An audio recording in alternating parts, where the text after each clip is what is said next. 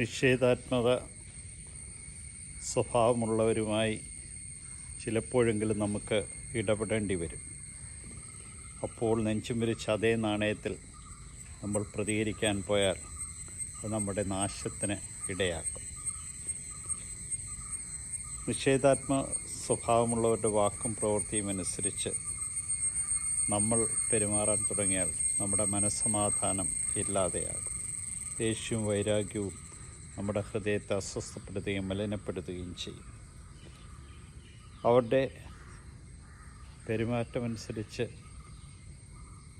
പെരുമാറാൻ നിൽക്കാതെ നമ്മുടെ യഥാർത്ഥമായ സ്വഭാവത്തിൽ തന്നെ മുന്നോട്ട് പോകാനായിട്ട് നമുക്ക് കഴിയുമ്പോൾ നമ്മുടെ സ്വഭാവം നമുക്ക് നിലനിർത്തിക്കൊണ്ടു പോകാൻ പറ്റും.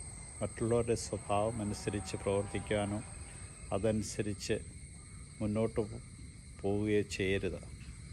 നിനക്ക് ദൈവദത്തമായി തന്നിരിക്കുന്ന ഒരു സ്വഭാവമുണ്ട്. ആ ദൈവികത നിലനിർത്തിക്കൊണ്ട് മുന്നോട്ട് പോകുവാൻ നീ പരിശ്രമിക്കുക.